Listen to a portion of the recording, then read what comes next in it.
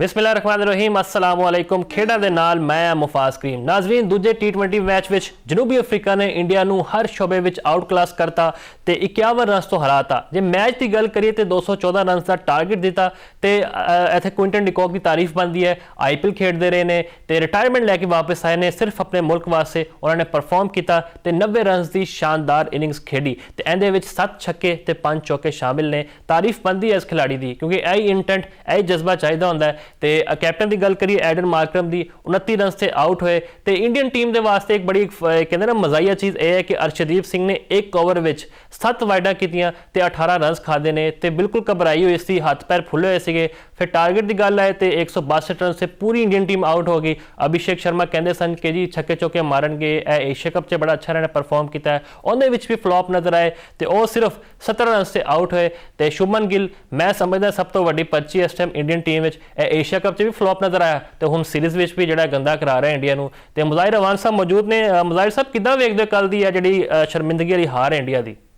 Sir बहुत शुक्रिया ਤੁਹਾਡਾ जो ਤੁਸੀਂ ਮੈਨੂੰ ਮਦੂ ਕੀਤਾ ਹੈ ਤੇ ਮੈਂ ਤੇ ਇਹੀ ਕਹਿਣਾ ਚਾਹਾਂਗਾ ਕਿ ਦੇਖੋ ਪਹਿਲੇ ਜਿਹੜੇ T20 ਮੈਚ ਦੇ ਅੰਦਰ ਜੰਜ ਇੰਡੀਆ ਨੇ ਸਾਊਥ ਅਫਰੀਕਾ ਨੂੰ ਹਰਾਇਆ ਅਸੀਂ ਤੇ ਬਿਲਕੁਲ ਹੀ ਡਿਸਅਪਾਇੰਟ ਹੋ ਗਏ ਸੀ ਸਾਰੇ ਕਿ ਯਾਰ ਸਾਊਥ ਅਫਰੀਕਾ ਦੀ ਟੀਮ ਬਿਲਕੁਲ ਵੀ ਕਰ ਰਹੀ ਹੈ ਜੋ ਵੀ ਅਸੀਂ ਬੜੇ ਹੋ ਗਏ ਕਿ ਯਾਰ ਦੁੱਖ ਹੋ ਗਿਆ ਸਾਨੂੰ ਕਿ ਯਾਰ ਕੀ ਕਰਦੇ ਪਏ ਨੇ। ਲੇਕਿਨ ਕੱਲ ਜਿਹੋ ਹੀ ਇਹਨਾਂ ਨੇ ਪਰਫਾਰਮੈਂਸ ਦਿੱਤੀ ਹੈ 200 ਪਲੱਸ ਰਨਸ ਕਰਕੇ ਅਗਲੇ ਨੇ ਦੱਸਤਾ ਕਿ ਕੋਈ ਮਸਲੇ ਵਾਲੀ ਗੱਲ ਨਹੀਂ, ਅਸੀਂ ਸੀਰੀਜ਼ 'ਚ ਹਾਲੇ ਵੀ ਮੌਜੂਦ ਆ।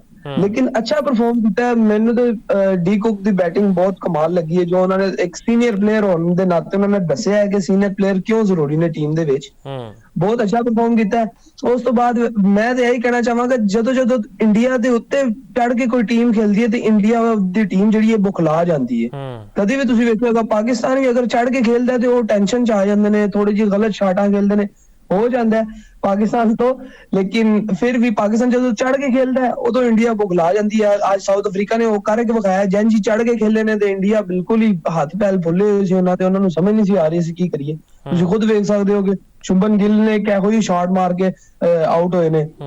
ਉਸ ਤੋਂ ਬਾਅਦ ਅਭਿਸ਼ੇਕ ਸ਼ਰਮਾ ਦੀ ਤੁਸੀਂ ਗੱਲ ਕਰ ਰਹੇ ਹੋ, ਉਹ ਸਟਾਰਟ ਦੇ ਵਿੱਚ ਜਦੋਂ ਆਏ ਸੀ ਸਾਰਿਆਂ ਨੂੰ ਇਹੀ ਲੱਗਦਾ ਸੀ ਕਿ ਜੀ ਬਹੁਤ ਅੱਛੇ ਬੈਟਸਮੈਨ ਨੇ, ਨੋ ਡਾਊਟ ਅੱਛੇ ਬੈਟਸਮੈਨ ਨੇ, ਲੇਕਿਨ ਉਸ ਟਾਈਮ ਲੋਕਾਂ ਨੂੰ ਪਤਾ ਨਹੀਂ ਸੀ। ਹੁਣ ਹਰ ਬੰਦਾ ਉਹਨਾਂ ਨੂੰ ਰੀਡ ਕਰਕੇ ਆਉਂਦਾ। ਪਹਿਲੇ ਟੀਮ ਰੀਡ ਕਰਕੇ ਨਹੀਂ ਸੀ ਆਉਂਦੀ, ਹੁਣ ਟੀਮ ਉਹਨਾਂ ਨੂੰ ਰੀਡ ਕਰਕੇ ਆ ਰਹੀ ਹੈ, ਜਿਸ ਵਜ੍ਹਾ ਤੋਂ ਉਹਨਾਂ ਵਾਸਤੇ ਖੇਲਣ ਵਾਸਤੇ ਮੁਸ਼ਕਲ ਹੋ ਰਹੀ ਹੈ। ਬਾਕੀ ਬਿਲਕੁਲ। ਤੇ ਸੂਰਿਆ ਕੁਮਾਰ ਯਾਦਵ ਤੋਂ ਕਿੱਦਾਂ ਵੇਖਦੇ ਹੋ ਤੁਸੀਂ? 5 ਇਨਿੰਗ ਵਿੱਚ ਸਿਰਫ ਉਹਨਾਂ ਦੀ 28 ਰਨਸ ਨੇ, ਬਿਲਕੁਲ ਫਲॉप ਜਾ ਰਹੇ ਨੇ। ਕਹਿੰਦੇ ਨਾ ਕੈਪਟਨ ਦਾ ਇੱਕ ਜਜ਼ਬਾ ਹੀ ਨਜ਼ਰ ਨਹੀਂ ਆ ਰਿਹਾ, ਬਿਲਕੁਲ ਉਹਨਾਂ ਦਾ ਮੂੰਹ ਫੁੱਲਿਆ ਪਿਆ ਸੀਗਾ, ਅਜੀਬ ਜਿਹੀ ਹਰਕਤਾਂ ਕਰਦੇ ਪਏ ਸਨ। ਤੇ ਉਹਨਾਂ ਦੀ ਹੁਣ ਜਗ੍ਹਾ ਬਣਦੀ ਹੈ ਬਤੌਰ ਕੈਪਟਨ, ਤੁਸੀਂ ਵੇਖਦੇ ਹੋ ਟੀਮ ਵਿੱਚ? ਬਿਲਕੁਲ ਤੁਸੀਂ ਸਹੀ ਕਹਿ ਰਹੇ ਹੋ, ਲੇਕਿਨ ਦੇਖੋ ਉਹਨਾਂ ਨੇ ਏਸ਼ੀਆ ਕੱਪ ਫਾਈਨਲ ਜਿਤਵਾਇਆ ਹੈ ਇੰਡੀਆ, ਉਹਦੀ ਵਜ੍ਹਾ ਤੋਂ ਉਹਨਾਂ ਦਾ ਕੌਨਫੀਡੈਂਸ ਲੈਵਲ ਜਿਹੜਾ ਹੈਗਾ ਉੱਤੇ, ਉਹਨਾਂ ਨੂੰ ਇਸ ਸੀਰੀਜ਼ ਦੇ ਵਿੱਚ 2-3 ਮੈਚ ਹਾਰਨ ਨਾਲ ਫਰਕ ਨਹੀਂ ਪਏਗਾ ਤੇ ਹੋ ਸਕਦਾ ਅੱਛਾ। ਲੇਕਿਨ ਏਸ਼ੀਆ ਕੱਪ ਦੇ ਅੰਦਰ ਵੀ ਉਹ ਅੱਛਾ ਪਰਫਾਰਮ ਨਹੀਂ ਕਰ ਸਕੇ। ਅਗਰ ਤੇ ਪਰਫਾਰਮ ਕਰਨ ਤੇ ਉਹ ਹੋਣਾ ਚਾਹੀਦਾ, ਕੈਪਟਨ ਉਹਨਾਂ ਨੂੰ ਹੀ ਹੋਣਾ ਚਾਹੀਦਾ, ਲੇਕਿਨ ਏਸ਼ੀਆ ਕੱਪ ਦੇ ਅੰਦਰ ਤੇ ਉਹ ਜਿੱਤ ਕੇ ਉਸ ਤੋਂ ਬਾਅਦ ਉਹਨਾਂ ਦਾ ਕੌਨਫੀਡੈਂਸ ਲੈਵਲ ਉੱਤੇ ਹੀ ਹੈਗਾ। ਉਹ ਇਹੀ ਸੋਚ ਰਹੇ ਨੇ ਕਿ ਅਸੀਂ ਜੀ T20 ਵਰਲਡ ਕੱਪ ਵੀ ਇੰਝ ਹੀ ਜਿੱਤ ਜਾਵਾਂਗੇ ਜਾਂ ਜੋ ਵੀ ਮਾਮਲਾਤ ਹੈਗੇ ਨੇ। ਲੇਕਿਨ ਮੈਨੂੰ ਨਹੀਂ ਲੱਗਦਾ ਕਿ T20 ਵਰਲਡ ਕੱਪ ਇੰਨਾ ਈਜ਼ੀ ਏਸ਼ੀਆ ਕੱਪ ਦੀ ਤਰ੍ਹਾਂ ਉਹ ਅਗਰ ਜਿੱਤ ਸਕਦੇ ਨੇ। ਬਹੁਤ ਮੁਸ਼ਕਿਲ ਕੰਮ ਹੈ ਕਿਉਂਕਿ T20 ਵਰਲਡ ਕੱਪ ਜਿੱਤਣਾ ਆਸਾਨ ਨਹੀਂ ਹੈ। ਅੱਛੀ ਟੀਮਾਂ ਵੀ ਆਣਗੀਆਂ। ਅਸੀਂ ਪਹਿਲੇ ਵਰਲਡ ਕੱਪ ਜਿੱਤਿਆ, ਸਾਡੇ ਵਾਸਤੇ ਇਹ ਵੀ ਕੁਝ ਨਹੀਂ ਹੈਗਾ, ਅਸੀਂ ਇਹ ਵੀ ਜਿੱਤ ਜਾਾਂਗੇ। ਨਹੀਂ ਐਸਾ ਨੋ ਡਾਊਟ ਇੰਡੀਆ ਆਪਣੇ ਘਰ ਦੇ ਅੰਦਰ ਬਹੁਤ ਦਲੇਰ ਹੁੰਦਾ ਹੈ। ਤੁਹਾਨੂੰ ਵੀ ਪਤਾ ਹੋਏਗਾ ਉਹਨਾਂ ਦਾ ਜਿਹੜਾ ਕਰਾਊਡ ਹੈ ਇੱਕ 12ਵੇਂ 13ਵੇਂ ਖਿਲਾੜੀ ਦੇ ਤੌਰ ਤੇ ਉਹਨਾਂ ਦਾ ਸਾਥ ਦੇ ਰਿਹਾ ਹੁੰਦਾ।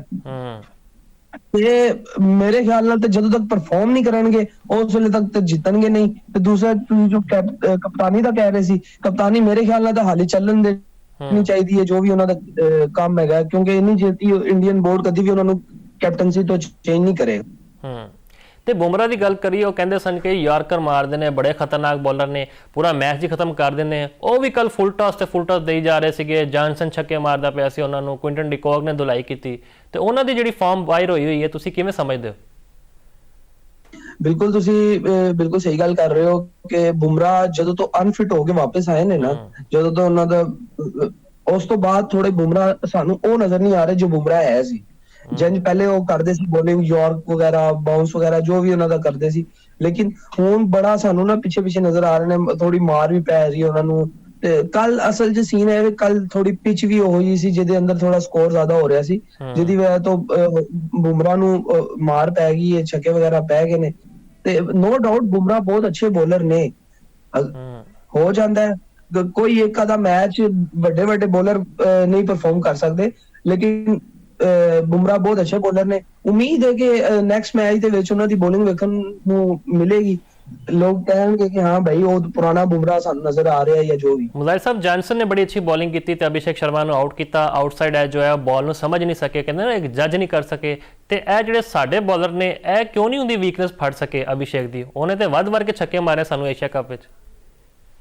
ਨਹੀਂ ਬਿਲਕੁਲ ਤੁਸੀਂ ਸਹੀ ਗੱਲ ਕਰ ਰਹੇ ਹੋ, ਮੈਂ ਤੁਹਾਨੂੰ ਉਹੀ ਦੱਸ ਰਿਹਾ ਕਿ ਉਸ ਟਾਈਮ ਇਸ ਤੋਂ ਪਹਿਲੇ ਮੈਂ ਇਹ ਗੱਲ ਕੀਤੀ ਹੈ ਕਿ ਉਸ ਟਾਈਮ ਅਭਿਸ਼ੇਕ ਸ਼ਰਮਾ ਨੂੰ ਟੀਮ ਰੀਡ ਕਰਕੇ ਨਹੀਂ ਸੀ ਆਂਦੀ, ਤੇ ਉਹਦੀ ਵਜ੍ਹਾ ਤੋਂ ਉਹ ਅੱਛਾ ਪਰਫਾਰਮ ਕਰ ਜਾਂਦੇ ਸੀ। ਹੁਣ ਸਾਊਥ ਅਫਰੀਕਾ ਨੇ ਵੀ ਜਦੋਂ ਤੋਂ ਰੀਡ ਕੀਤਾ ਉਸ ਤੋਂ ਬਾਅਦ ਪਾਕਿਸਤਾਨ ਵੀ ਰੀਡ ਕਰੇਗਾ।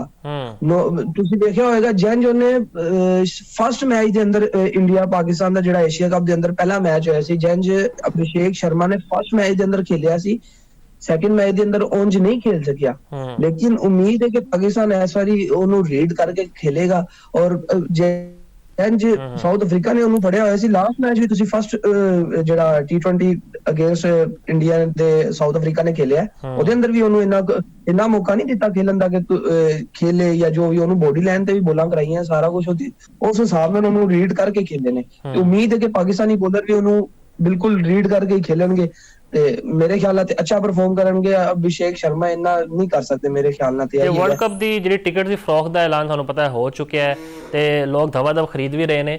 ਤੇ ਇੱਥੇ ਗੱਲ ਕਰੀਏ ਕਿ ICC ਨੇ ਇੱਕ ਪੋਸਟਰ ਜਾਰੀ ਕੀਤਾ ਜਿਹਦੇ ਵਿੱਚ ਪਾਕਿਸਤਾਨ ਦੇ ਕਪਤਾਨ ਸਲਮਾਨ ਅਲੀ ਆਗਾ ਦੀ ਜਿਹੜੀ ਤਸਵੀਰ ਹੈ ਉਹ ਵੀ ਮੌਜੂਦ ਨਹੀਂ ਹੈ, ਤੇ ਉਹਦੇ ਵਿੱਚ ਹੈਰੀ ਬਰੋਕ ਦੀ ਤਸਵੀਰ ਵੀ ਹੈ, ਸੂਰਿਆ ਕੁਮਾਰ ਯਾਦਵ ਵੀ ਨੇ, ਤੇ ਸ਼ਨਾਕਾ ਜਿਹੜੀ ਸ੍ਰੀਲੰਕਾ ਸਾਡੇ ਤੋਂ ਵੀ ਥੱਲੇ ਹੈ ਉਹਦੀ ਤਸਵੀਰ ਮੌਜੂਦ ਹੈ। ਤੇ ਇਹ ਜਿਹੜਾ ਤਾਸੁਬ ਪਸੰਦਾਨਾ ਰਵੱਈਆ ਜੇ ਸ਼ਾਹ ਦਾ, ਇਹ ਤੁਸੀਂ ਕਿੱਦਾਂ ਵੇਖਦੇ ਹੋ?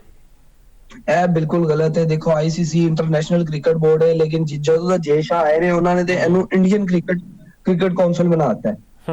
ਜੋ ਤੁਸੀਂ ਕੋਈ ਵੀ ਹਾਲਾਂਕਿ ਚੈਂਪੀਅਨ ਟਰੋਫੀ ਦੇ ਮੈਚਸ ਇਹਨਾਂ ਨੇ ਕੀਤਾ, ਇਹਨਾਂ ਨੇ ਕਿ ਜਿਹੜੇ ਪਾਕਿਸਤਾਨ ਦੇ ਅੰਦਰ ਚੈਂਪੀਅਨ ਟਰੋਫੀ ਹੋਈ ਸਾਰੇ ਮੈਚ ਇੰਡੀਆ ਬਾਹਰ खेलेगी अपनी दुबई ਦੇ ਅੰਦਰ। ਉਸ ਤੋਂ ਬਾਅਦ ਵੀ ਜੀ ਹਮ ਹੱਥ ਨਹੀਂ ਮਿਲਾਣਾ, ਬਹੁਤ सी चीज ऐसे रूल्स है जी। ਅਗਰ ਇਹੀ ਕੁਝ ਪਾਕਿਸਤਾਨ ਨੇ ਸਿਰਫ ਹਾਰਿਸ ਰਾਊਫ ਨੇ ਉਹ ਜਹਾਜ਼ ਵਾਲਾ ਇਸ਼ਾਰਾ ਕੀਤਾ, ਉਹਦੇ ਤੇ ਇਹਨਾਂ ਨੇ ਕੀ ਨਾ ਤੂਫਾਨ ਖੜਾ ਕਰ ਜੁਰਮਾਨਾ ਲਾਤਾ।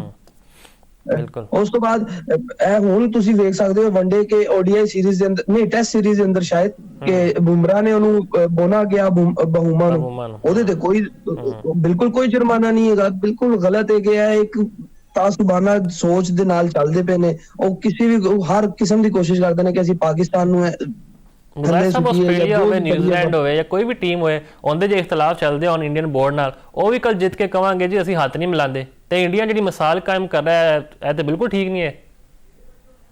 ਬਿਲकुल है, बिल्कुल गलत है। जे शाह जिस दिन जे शाह अगर हट गए उस तो बाद ਤੇ ਫਿਰ ਸਾਰਾ ਕੁਝ ਸਹੀ ਹੋ ਜਾਏਗਾ ਨਾ। ਇੱਕ ਤੁਸੀਂ ਖੁਦ ਦੇਖ ਸਕਦੇ ਹੋ ਕਿ ਪਾਕਿਸਤਾਨ ਦੇ ਉਹ ਤੁਸੀਂ ਹੱਥ ਨਹੀਂ ਮਿਲਾਉਂਦੇ ਪਏ, ਉਸ ਤੋਂ ਬਾਅਦ ਤੁਸੀਂ ਕੀ ਨਾ ਹਰ ਉਹ ਸਾਹਿਬਜ਼ਾਦਾ ਫਰਾਨ ਨੇ ਉਹ ਐਕਸ਼ਨ ਕਰਤਾ ਜੀ ਇਹਦੇ ਤੇ ਵੀ ਜੁਰਮਾਨਾ ਲਾ ਦੋ। ਹਾਰਿਸ ਰਾਊਫ ਨੇ ਜਹਾਜ਼ ਵੈਸੇ ਹੱਥ ਲਾ ਇਸ਼ਾਰਾ ਕਰਤਾ, ਉਹਦੇ ਤੇ ਵੀ ਜੁਰਮਾਨਾ ਲਾ ਦੋ। ਬੇਸ਼ੱਕ ਉਹ ਕੀ ਨਾ ਬੁਮਰਾਹ ਜੋ ਮਰਜ਼ੀ ਕਰੇ, ਉਸ ਤੋਂ ਇਲਾਵਾ ਕੋਈ ਵੀ ਇੰਡੀਅਨ ਪਲੇਅਰ ਜੋ ਮਰਜ਼ੀ ਕਰੇ ਉਹਨਾਂ ਤੇ ਜੁਰਮਾਨਾ ਨਹੀਂ। ਪਾਕਿਸਤਾਨੀ ਅਗਰ ਹਾਲੀ ਪਿੱਛੇ ਦੀ ਯਾਦ ਹੈ ਬਾਬਰ ਆਜ਼ਮ ਨੇ ਸਿਰਫ ਕੁਝ ਅਲਫਾਜ਼ ਕਹਤੇ ਸੀ ਆਊਟ ਹੋਣ ਤੋਂ ਬਾਅਦ, ਉਹਨਾਂ ਤੇ ਵੀ ਜੁਰਮਾਨਾ ਲਾਤਾ। ਯਾਰ ਇਹ ਹਰ ਕਿਸਮ ਦੀ ਕੋਸ਼ਿਸ਼ ਕਰਦੇ ਨੇ ਕਿ ਪਾਕਿਸਤਾਨੀ ਪਲੇਅਰਸ ਦੇ ਉੱਤੇ ਕੁਛ ਨਾ ਕੁਛ ਜੁਰਮਾਨਾ ਲਾਈਏ। ਉਮੀਦ ਹੈ ਕਿ ਇਨਸ਼ਾਅੱਲਾ ਅਗਰ ਜਦੋਂ ਆਇਆ ਉਹਨੇ ICC ਦੇ ਕਵਾਨੀਨ ਦੀ ਖਿਲਾਫਵਰਜ਼ੀ ਸ਼ੁਰੂ ਕਰਤੀ ਹੈ ਤੇ ਸਿਰਫ ਇੰਡੀਆ ਨੂੰ ਐਜ ਦੇ ਰਿਹਾ ਹੈ, ਬਾਕੀ ਏਸ਼ੀਆਈ ਮੁਮਾਲਿਕ ਨੂੰ ਉਹਨੇ ਬਿਲਕੁਲ ਹੀ ਕੰਧ ਨਾਲ ਲਾਤਾ ਹੈ। ਜੀ ਬਿਲਕੁਲ ਇਹੀ ਗੱਲ ਹੈਗੀ ਹੈ। ਏਸ਼ੀਆਈ ਮੁਮਾਲਿਕ ਕੀ, ਉਸ ਤੋਂ ਇਲਾਵਾ ਤੁਸੀਂ ਨਿਊਜ਼ੀਲੈਂਡ ਨੂੰ ਵੀ ਵੇਖ ਸਕਦੇ ਹੋ, ਸਾਊਥ ਅਫਰੀਕਾ ਨੂੰ ਵੀ ਵੇਖ ਸਕਦੇ ਹੋ। ਬਾਕੀ ਇਹ ਬਿਲਕੁਲ ਗਲਤ। ICC ਜਦੋਂ ਤੱਕ ਇਹ ਨਹੀਂ ਸੋਚੇਗਾ ਕਿ ਸਾਰੀ ਟੀਮਾਂ ਨੂੰ ਨਾਲ ਲੈ ਕੇ ਚੱਲਣਾ, ਉਸ ਵੇਲੇ ਤੱਕ ਕ੍ਰਿਕਟ ਤਰੱਕੀ ਨਹੀਂ ਕਰ ਸਕਦਾ। ਫਿਰ ਇਹੀ ਹੋਏਗਾ ਕਿ ਸਿਰਫ ਇੰਡੀਆ ਦੇ ਅੰਦਰ ਕ੍ਰਿਕਟ ਤਰੱਕੀ ਕਰੇਗਾ, ਬਾਕੀ ਕਿਸੇ ਮੁਲਕ ਦੇ ਅੰਦਰ ਇੰਡੀਆ ਕ੍ਰਿਕਟ ਤਰੱਕੀ ਨਹੀਂ ਕਰ ਸਕਦਾ। ਅੱਛਾ, ਇੱਕ ਗੱਲ ਹੋ ਰਹੀ ਹੈ T20 ਵਰਲਡ ਕੱਪ ਦੇ ਕੰਬੀਨੇਸ਼ਨ ਦੀ ਕਿ ਜੀ ਸਾਇਮ ਅਯੂਬ ਨੂੰ ਅਸੀਂ ਖਿਡਾ ਦੀ ਜਿਹੜਾ ਨਾ ਕਸਮ ਹੀ ਖਾ ਲਈ ਕਿ ਇਹ ਖੇਡੇਗਾ ਲਾਜ਼ਮੀ। ਜੇ ਉਹ ਨਾ ਵੀ ਚੱਲੇ ਤੇ ਮਾਰਚ ਤੱਕ ਤੁਹਾਨੂੰ ਪਤਾ ਬੜਾ ਅੱਛਾ ਪਰਫਾਰਮ ਕਰਕੇ ਆਏ ਨੇ ਰਾਈਜ਼ਿੰਗ ਸਟਾਰ ਵਿੱਚ। ਤੇ ਇਹ ਇਵੈਂਟਾਂ ਕਰਾਉਣ ਦਾ ਕੀ ਫਾਇਦਾ ਜਦੋਂ ਤੁਸੀਂ ਮੌਕਾ ਹੀ ਨਹੀਂ ਦੇਵੋਗੇ। ਸਾਇਮ ਨੂੰ 1-2 ਮੈਚ ਤੁਸੀਂ ਬਹਾ ਦਿਓ, ਵੇਖ ਲਓ ਇੱਕ ਵਾਰੀ ਮਾਰਚ ਤਾਕਤ ਨੂੰ ਵੀ ਹੋ ਸਕਦਾ ਇਹਦਾ ਬੱਲਾ ਵੀ ਚੱਲ ਜੇ। ਬਿਲਕੁਲ ਤੁਸੀਂ ਬਿਲਕੁਲ ਸਹੀ ਫਰਮਾ ਰਹੇ ਹੋ, ਲੇਕਿਨ ਸਾਡੇ ਕੋ ਅਗਰ ਤੇ ਸਿਲੈਕਟਰ ਕੁਝ ਸੋਚ ਰਹੇ ਨੇ, ਮੇਰੇ ਖਿਆਲ ਨਾਲ ਤੇ ਫਿਰ ਫਖਰ ਜ਼ਮਾਨ ਵੀ ਓਪਨਰ ਪਰਫਾਰਮ ਕਰ ਸਕਦੇ ਨੇ। ਉਸ ਤੋਂ ਬਾਅਦ ਸਾਇਮ ਅਯੂਬ ਵੀ ਹੈਗੇ ਨੇ, ਤੇ ਉਸ ਤੋਂ ਬਾਅਦ ਸਾਹਿਬਜ਼ਾਦਾ ਫਰਹਾਨ ਵੀ ਹੈਗੇ ਨੇ, ਤੇ ਫਿਰ ਉਸ ਤੋਂ ਬਾਅਦ ਹੀ ਅਗਰ ਅਸੀਂ ਵੇਖੀਏ ਤੇ ਸਾਡੇ ਕੋ ਬਾਬਰ ਵੀ ਹੈਗੇ ਨੇ। ਅਗਰ ਤੇ ਰਜ਼ਵਾਨ T20 ਦੇ ਵਰਲਡ ਕੱਪ ਦੇ ਸਕੁਆਡ ਦੇ ਅੰਦਰ ਆ ਜਾਂਦੇ ਨੇ, ਫਿਰ ਤੇ ਤੁਹਾਡਾ ਕੰਬੀਨੇਸ਼ਨ ਬਹੁਤ ਅੱਛਾ ਹੋ ਜਾਏਗਾ। ਉਹਦੇ ਨਾਲ ਇਹ ਹੋਏਗਾ ਕਿ ਮੇਰੇ ਖਿਆਲ ਨਾਲ ਤੇ ਮਾਸ ਸਦਾਕਤ ਤੋਂ ਜ਼ਿਆਦਾ ਚਾਂਸ ਅਗਰ ਮੈਂ ਕੋਸ਼ਿਸ਼ ਕਰਾਂ ਤੇ ਮੇਰੇ ਖਿਆਲ ਨਾਲ ਤੇ ਰਿਜ਼ਵਾਨ ਨੂੰ ਦੇਣਾ ਚਾਹੀਦਾ, ਕਿਉਂਕਿ ਉਹ ਮਿਡਲ ਆਰਡਰ ਦੇ ਅੰਦਰ ਸਾਰਾ ਕੁਝ ਕਰ ਵੀ ਸਕਦੇ ਨੇ, ਵਿਕਟ ਰੋਟੇਟ ਵੀ ਕਰ ਸਕਦੇ ਨੇ, ਸਟ੍ਰਾਈਕ ਤੇ ਹਿਟਿੰਗ ਵੀ ਕਰ ਸਕਦੇ ਨੇ। ਮਾਸ ਸਦਾਕਤ ਸਿਰਫ ਉੱਤੇ ਆ ਕੇ ਖੇਲ ਕੇ ਕਰ ਸਕਦੇ ਨੇ। ਸਾਡੇ ਕੋਲ ਆਲਰੇਡੀ ਜਿਹੜੇ ਹੈਗੇ ਨੇ 3 ਓਪਨਰ ਤੇ ਬੈਠੇ ਹੋਏ ਨੇ, ਅਗਰ ਤੁਸੀਂ ਫਖਰ ਜ਼ਮਾਨ ਨੂੰ ਥੱਲੇ ਨਹੀਂ ਕਰਾਂਦੇ। ਲੇਕਿਨ ਬਿਲਕੁਲ ਤੁਸੀਂ ਫਰਮਾ ਬਿਲਕੁਲ ਸਹੀ ਰਹੇ ਹੋ ਕਿ ਮੌਕਾ ਦੇਣਾ ਚਾਹੀਦਾ ਹੈ, ਤਦ ਹੀ ਪਤਾ ਚੱਲਦਾ ਹੈ ਕਿ ਕਿੰਜ ਪਰਫਾਰਮ ਕਰਨਗੇ ਵੱਡੇ ਇਵੈਂਟ ਦੇ ਵਿੱਚ, ਕੈਸੇ ਸਾਡੇ ਪਲੇਅਰ ਵੱਡੇ ਨਿਕਲਣਗੇ। ਬਿਲਕੁਲ, ਸਾਡੇ ਤੇ ਕਪਤਾਨ ਨੇ ਪੋਡਕਾਸਟ ਵਿੱਚ ਵੀ ਕਹਿ ਦਿੱਤਾ ਕਿ ਜਿਹੜੀ ਇਹ ਤਬਦੀਲੀ ਹੋਏਗੀ ਇਹਦੇ ਵਿੱਚ ਕੋਈ ਅਸੀਂ ਨਹੀਂ ਕਰਨਗੇ, ਕਿਉਂਕਿ ਜਿਹੜਾ ਹੁਣ ਕੰਬੀਨੇਸ਼ਨ ਅਸੀਂ ਲੈ ਕੇ ਜਾ ਰਹੇ ਹਾਂ ਇਹਨੂੰ ਹੀ ਜਿਹੜਾ ਨਾ ਅਸੀਂ ਬਰਕਰਾਰ ਰੱਖਾਂਗੇ। ਬਹਰਹਾਲ ਸਾਡੀ ਇਹੀ ਦੁਆ ਹੈ ਕਿ ਪਾਕਿਸਤਾਨ ਹੈ ਵਰਲਡ ਕੱਪ ਜਿੱਤੇ। ਵਰਲਡ ਕੱਪ ਤੋਂ ਪਹਿਲਾਂ ਜਿਹੜਾ ਸ਼੍ਰੀਲੰਕਾ ਦੇ ਖਿਲਾਫ ਸੀਰੀਜ਼ ਹੈ ਉਹਦੇ ਵਿੱਚ ਵੀ ਪਾਕਿਸਤਾਨ ਆਪਣਾ ਜਿਹੜਾ ਪਰਚਮ ਉਹ ਬੁਲੰਦ ਕਰੇ, ਸਾਨੂੰ ਖੁਸ਼ੀਆਂ ਦੇਵੇ। ਤੇ ਮੁਜ਼ਾਹਿਰ ਸਾਹਿਬ ਬਹੁਤ ਸ਼ੁਕਰੀਆ, ਤੁਸੀਂ ਸਾਡੇ ਨਾਲ ਜੁੜੇ ਹੋ। ਐਸੇ ਫਿਲਹਾਲ ਇੱਕ ਬ੍ਰੇਕ ਲੈਂਦੇ ਹਾਂ, ਬ੍ਰੇਕ ਤੋਂ ਬਾਅਦ ਵਾਪਸ ਹਾਜ਼ਰ ਹੁੰਦੇ ਹਾਂ।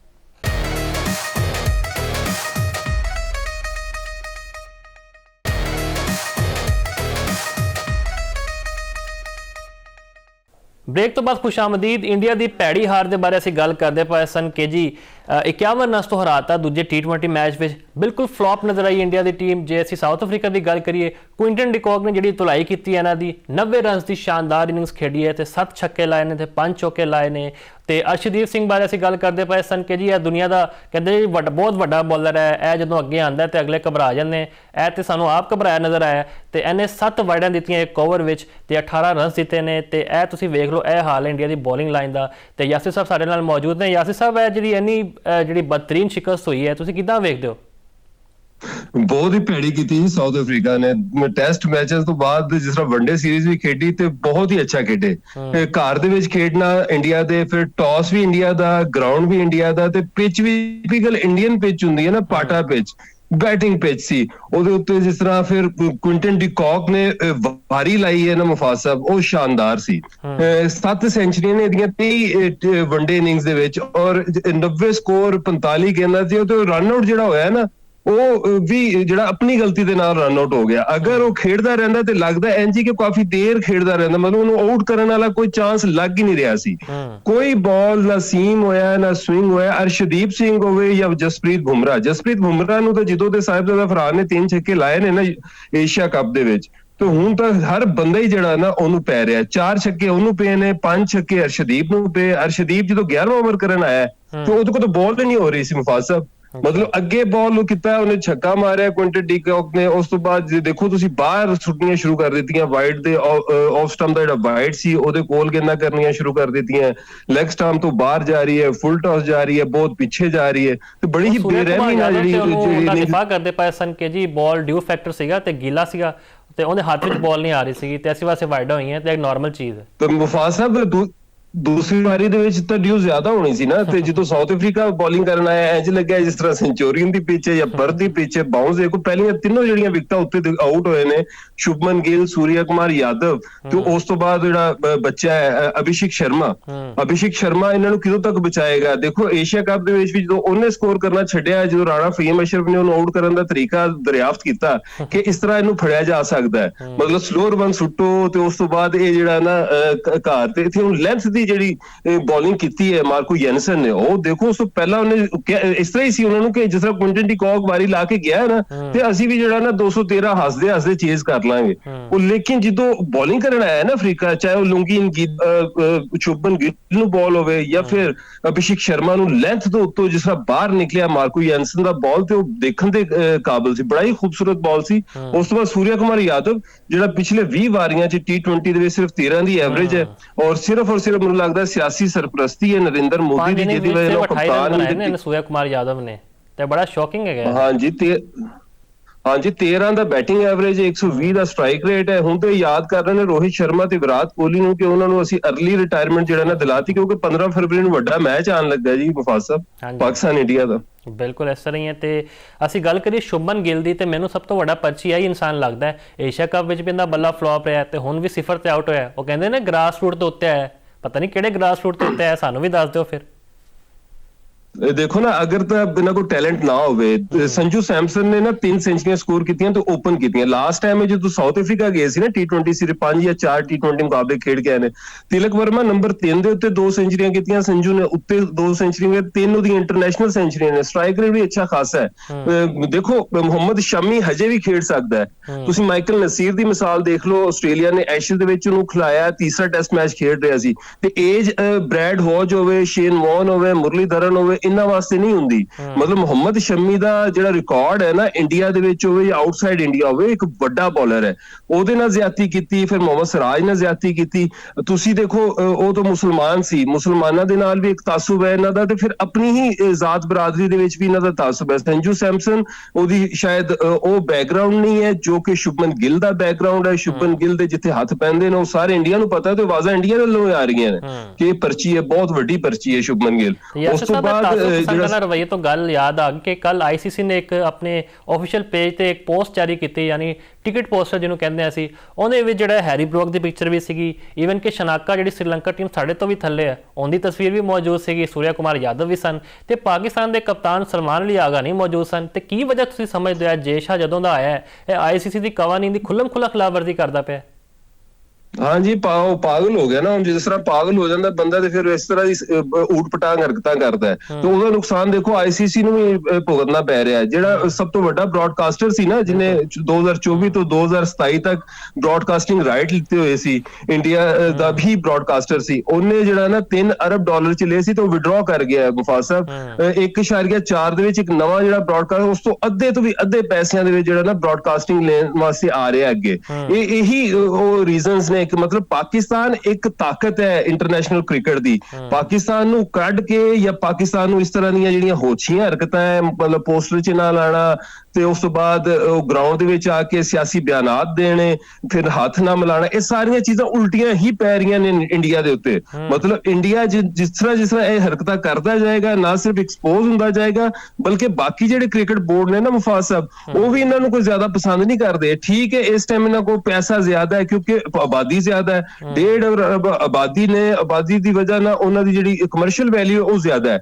ਉਸ ਵਜ੍ਹਾ ਤੋਂ ਇਹ ਜਿਹੜਾ ਨਾ ਸਮਝਦੇ ਕਿ ਸਾਡੀ ਲਾਠੀ ਤੇ ਸਾਡੀ ਭੈਂਸ ਤੇ ਅਸੀਂ ਇਹਨੂੰ ਡਿਕਟੇਟ ਕਰਾਂਗੇ ਕ੍ਰਿਕਟ ਨੂੰ। ਲੇਕਿਨ ਪਾਕਿਸਤਾਨ ਹੋਵੇ, ਮੋਹਸਨ ਨਕਵੀ ਸਾਹਿਬ ਜਦੋਂ ਦੇ ਚੇਅਰਮੈਨ ਪਾਕਿਸਤਾਨ ਕ੍ਰਿਕਟ ਬੋਰਡ ਬਣੇ ਨੇ, ਔਰ ਜਿਸ ਤਰ੍ਹਾਂ ਇਹਨਾਂ ਨੇ ਫੈਸਲਾ ਲਿੱਤਾ ਹੈ ਕਿ ਤੁਸੀਂ ਨਹੀਂ ਆਓਗੇ ਤੇ ਅਸੀਂ ਵੀ ਨਹੀਂ ਆਵਾਂਗੇ, ਮਤਲਬ ਉਸ ਤੋਂ ਬਾਅਦ ਟਰੋਫੀ ਲੈਣ ਨਹੀਂ ਆਓਗੇ ਤੇ ਭਾਈ ਟਰੋਫੀ ਲੈਣ ਵਾਸਤੇ ਤੁਸੀਂ ਜਿਹੜਾ ਨਾ ਮੇਰੇ ਦਫ਼ਤਰ ਆ ਜਾਓ, ਮਤਲਬ ਇੱਜ਼ਤ ਤੇ ਵਕਾਰ ਜਿਹੜਾ ਨਾ ਬਣਾ ਕੇ ਰੱਖਿਆ ਹੈ। ਤੇ ਉਹਦਾ ਧੱਜਕਾ ਜਿਹੜਾ ਨਾ ਇੰਡੀਆ ਨੂੰ ਮਿਲਣਾ ਸ਼ੁਰੂ ਹੋ ਗਿਆ, ਔਰ ਪਾਕਿਸਤਾਨ ਦੇ ਨਾਲ ਖੇਡੇ ਬਿਨਾ ਇੰਡੀਆ ਦਾ ਗੁਜ਼ਾਰਾ ਨਹੀਂ ਹੈ, ਇੰਡੀਅਨ ਬ੍ਰੌਡਕਾਸਟਰਾਂ ਦਾ ਗੁਜ਼ਾਰਾ ਨਹੀਂ ਹੈ, ਕਿਉਂਕਿ ਪਾਕਿਸਤਾਨ ਦੀ ਜਿਹੜੀ ਫੇਸ ਵੈਲਿਊ ਹੈ, ਪਾਕਿਸਤਾਨ ਦੀ ਜਿਹੜੀ ਕਮਰਸ਼ੀਅਲ ਵੈਲਿਊ ਬਹੁਤ ਉੱਪਰ ਹੈ। ਤੁਸੀਂ ਵੇਖੋ ਨਾ, ਇੰਡੀਅਨ ਬ੍ਰੌਡਕਾਸਟਰ ਨੂੰ 25 ਕਰੋੜ ਤੋਂ ਜ਼ਿਆਦਾ ਨੁਕਸਾਨ ਹੋਇਆ ਹੈ, ਤੇ ਜੇ ਸ਼ਾਹ ਬਜਾਏ ਏਸ਼ੀਆਈ ਮਮਾਲਿਕ ਦੇ ਬ੍ਰੌਡਕਾਸਟਰਸ ਨੂੰ ਅੱਗੇ ਲੈ ਕੇ ਆਏ, ਉਹਨੇ ਆਪਣੇ ਮਨਪਸੰਦੀਦਾ ਜਿਹੜੇ ਬ੍ਰੌਡਕਾਸਟਰ ਉਹ ਰੱਖਣਾ ਸ਼ੁਰੂ ਕਰਤੇ ਨੇ।